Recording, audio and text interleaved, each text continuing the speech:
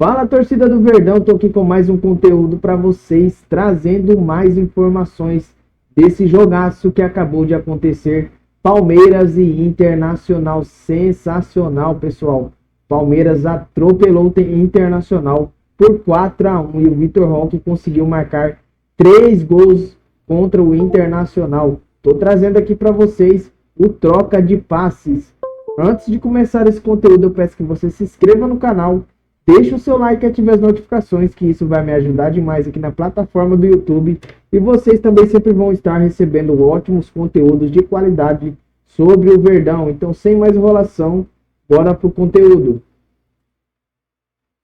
Paulo Andrade, Alexandre Losetti e Kleberson, Nossa, né? Kleberson Tem aparecido tão pouco aqui no Troca, né? Hoje é a segunda vez que conversamos com o Kleberson aqui no Troca de Passes e vamos trocar mais ideias a partir de agora. Lá no campo, velho. Agora ele tá aqui no Troca, um pouco, né, mano? Ele tá lá no não sei aonde, Estados Unidos, todos os lados. Rapaz, o homem corre, hein, velho? Esse corre barbaridade.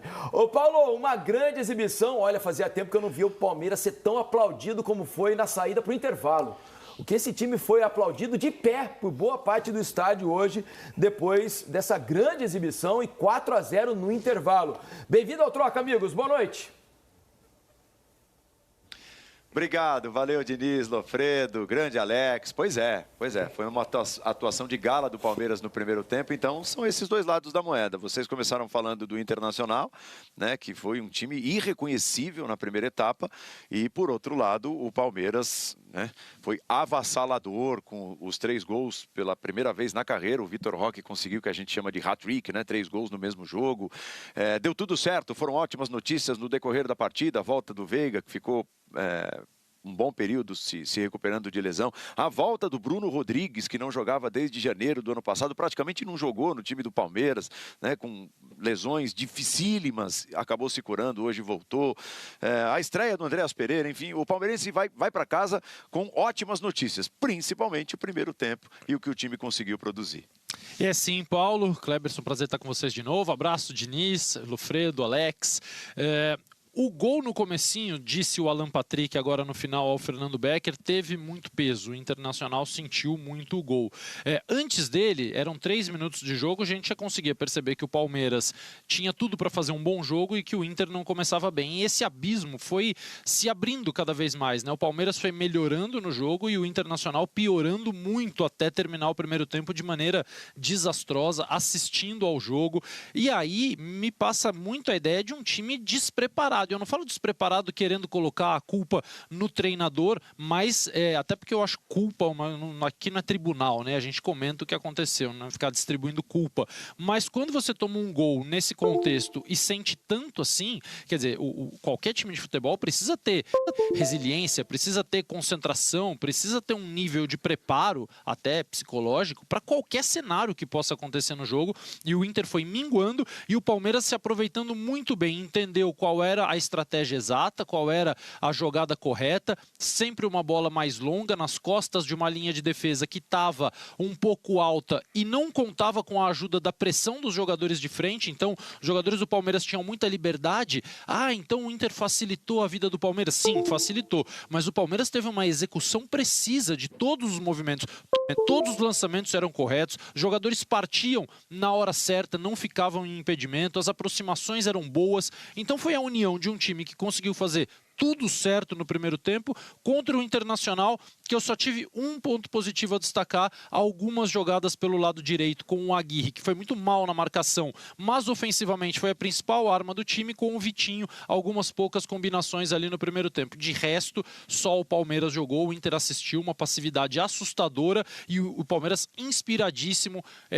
Essa coisa de você trazer os meias para dentro, ter 2 meias mais os 2 atacantes, faz com que os jogadores estejam próximos o tempo todo, muda um pouquinho uma dinâmica mais posicional que a gente estava acostumado a ver no Palmeiras do Abel. Tem mais troca de posição, o Vitor Roque toda hora caindo pelo lado esquerdo, chegou ao seu hat-trick, hat-tigre, segundo estavam dizendo aqui os palmeirenses, o primeiro da carreira dele. E quando a gente vê um jogador como ele num time que vai se acertando cada vez mais, é muito animador imaginar o que ele pode fazer daqui para frente. frente. E eu acho que até o mercado, né, Diniz, ele dá um pouco do tom dessa sequência de ano de 2025 do Palmeiras e do Internacional. O Palmeiras, em 2025, contando as janelas, gastou cerca de 690 milhões de reais, mas arrecadou 700 milhões, né, com a venda do Estevão incluída nessa história aí. Então, quer dizer, um clube absolutamente equilibrado que vai reforçando o seu elenco. E o Inter trabalhou nessa janela mais recente para limpar o elenco, né, até para se desfazer, digamos assim, de peças que já foram mais importantes, peças caras e que não vinham rendendo, como Alex e Ener Valencia, né? Então, de certa forma, tem esse retrato de mercado que mostra um pouco a contramão desses dois times que se enfrentaram hoje. São patamares de clubes diferentes no sentido atual, como eles estão financeiramente, em relação ao orçamento, em relação à organização, em relação estrutural. O Palmeiras abriu uma vantagem sobre a grande maioria dos outros grandes clubes brasileiros neste momento. E o Internacional vinha de 2 anos em que o primeiro semestre foi cambaleante e na janela de meio do ano ele fez correções muito importantes. Então, quando a gente se lembra de jogadores que chegaram ao Internacional, Alan Patrick, Vitão, acho que o Bernabei, mas enfim, Ener, jogadores que foram chegando ao longo do ano e que elevaram o nível do time no segundo turno, e aí a gente viu campanhas de recuperação, uma delas terminou em vice-campeonato com o Mano Menezes, ano passado terminou de maneira espetacular com o Roger Machado, conseguindo vaga na Libertadores. O mercado desse ano não vai ajudar o Inter neste nível, né? Os jogadores que chegaram, o Alan Rodrigues, até me chamou a atenção que o time perde o primeiro tempo por 4-0, vai para o intervalo e quem vai dar entrevista é um jogador que tem 8 jogos pelo Internacional. Ele foi capitão no Argentinos Júnior, então ele traz esse senso de liderança, de responsabilidade, mas não é um jogador que tecnicamente fez até um bom jogo, é um bom jogador, mas ele não vai pegar o time do Inter e fazer assim como o Alan Benítez e outros. Então, mas é importante que o clube tenha o pé na realidade financeira. E o Palmeiras, assim, vai colhendo o que planta no investimento da categoria de base, investimento de estrutura, e vai colhendo, montando um elenco muito forte. Voltando com vocês. Sobre o que você falava aí da janela, Paulo, o Inter diminuiu a folha de 14 milhões para 11 alguma coisa, ou seja, quase 3 milhões de diferença a menos na folha salarial do Inter pós-janela do meio do ano. Deixa eu agradecer, meus amigos. Paulo, Kleberson, Losetti, obrigado pela presença aqui no Troca. Bom descanso para vocês. Valeu, a gente segue o papo daqui para falar também sobre a noite de Vitor Roque. Vitor Roque definitivamente chegou ao futebol brasileiro depois de um começo com bastante dificuldade, inclusive técnica, né? Mas ele aos poucos foi melhorando e culmina com um jogo de 3 gols hoje, né, Lofredo? É muito interessante, né, que o Vitor Roque, houve uma insistência do Abel, é verdade, Vitor Roque em má fase, mas e o Lopes entrava bem e a gente falava, não é possível, o Lopes tem que ser titular, e o Abel detonava muitas vezes o Lopes nas entrevistas, hein? Entrava bem no jogo e sempre tinha críticas do Abel. O Vitor Roque ia mal e o Abel passava a mão na cabeça, mas ele estava se preparando para algo bem diferente do que a gente esperava, né? Que foi a montagem dessa dupla, né? Flaco Roque. Que no primeiro momento parece difícil de dar certo, de se encaixar, né? E mais, se você pensar em colocar essa dupla, você vai pensar no primeiro momento em centralizar o Lopes dentro da área e fazer o Vitor Roque cair pelos lados do campo. E o Abel monta isso com o Lopes saindo da área e o Vitor Roque por dentro da área. Então, assim, acabou dando muito certo. Foi um achado do Abel nessa situação de tenho que colocar o Lopes para jogar porque ele está se impondo e não quero tirar o Vitor Roque porque eu quero recuperar o Vitor Roque, e acaba funcionando muito bem, a ponto da gente ver, além dos 3 gols do Vitor Roque, uma jogada de altíssimo nível de um armador, que é o Flaco Lopes agora, ele é quase um meia. A jogada foi de Messi ali, né? Aquela cavada para colocar o Facundo em ótima situação e depois vem um passe para dentro e o Vitor Roque empurra sem goleiro. O Flaco se entendeu bem nessa nova, entre aspas, posição também, né, Alex? Mas ele, desde que ele chegou, se for ver, ele tem característica. Ele é o atacante, ele isoporzão, né? Ele gosta, ele sabe flutuar. Esse Ele domina bem a bola, desde que ele chegou no Palmeiras, se a gente for ver, ele tem essa característica. É porque muita gente, pelo fato dele ser muito bom na bola aérea, porque ele é um exímio cabeceador. Exímio cabeceador. Muita gente achou que ele só tinha essa, que ele tinha dificuldade fora da área. E, na verdade, ele mostra que ele tem muito boa técnica, boa relação com a bola. Não, muito boa relação, entendimento de jogo, nessa fase de confiança que ele está impressionante. É o que ele acaba fazendo. Então, ele traz coisas assim de um meia, que não um meia... Ele vai vir, pegar a bola, até pode articulador, fazer. Né? Mas não é esse um articulador. atacante que vem realmente finalizar esse tipo de jogada, ele é muito inteligente. Você falou bem, Olofra, porque ele vinha muito bem até quando o Palmeiras jogava com um. Ele foi o melhor 9 que o Palmeiras teve nesse tempo, né?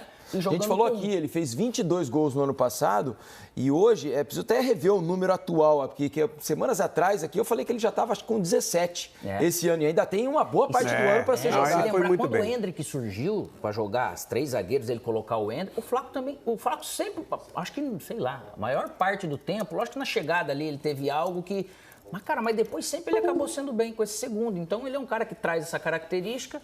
Lógico que tudo que o Abel deu para o Vitor Roque de confiança é espetacular para um jogador.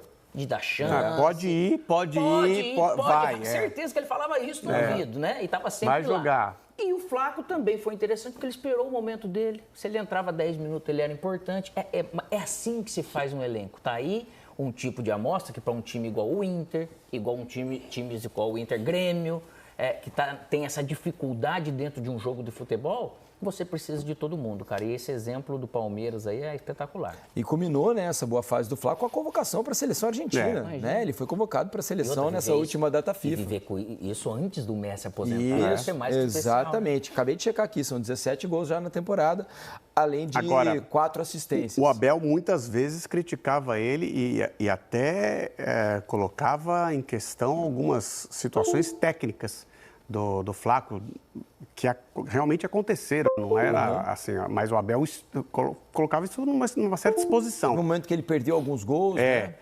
Sim, até o Abel falou, ele está entrando com o pé errado na bola. Então, assim, fazia algumas críticas técnicas abertas ao Lopes. Né? Isso que ele acompanhava no dia a dia. E poupava o Vitor Roque. E quem estava fazendo os gols era o Lopes. O Lopes acaba se impondo, tendo que entrar na equipe. E ele não tira o Vitor Roque e forma uma bela dupla. Assim, mas eu diria que é inesperada, hein? Eu acho que é uma... achei que ia ser difícil o encaixe com dois. Eu também não conseguia... Acho que a gente achava difícil o torcedor palmeirense também, porque o Vitor Roque ele não produzia. Não estava bem também. Talvez mal, isso. Né? Não é nem que ele não estava bem, ele estava muito mal. Estava muito mal. Né? Ele sabe disso, o Palmeiras também. Agora, ele jogando, lógico, tendo esse controle de bola e tudo, você vê Felipe Anderson, tá voltando. Melhorou, fez bom jogo hoje. E para esse novo Palmeiras, tendo esse tempo para treinar, você já dá para perceber que o Abel, ele é o F mesmo. O resultado de Vitor Roque, nos últimos 7 jogos, são 6 gols e 4 assistências. 10 participações em gols nos últimos 7 jogos. E quando alguém escala no Cartola, né? Jogou. Tipo o jogo. É isso aí, pessoal. Essa aí foi a notícia do Troca de Passes, trazendo as informações desse jogo que acabou de acontecer do Palmeiras e Internacional. O Palmeiras vai a 46 pontos e cola no Flamengo, que está com 47 pontos. É isso aí, pessoal. Valeu, muito obrigado por você que assistiu até o final do vídeo. Mais uma vez eu peço que você se inscreva no canal, deixe o seu like e ative as notificações. Valeu, até o próximo conteúdo.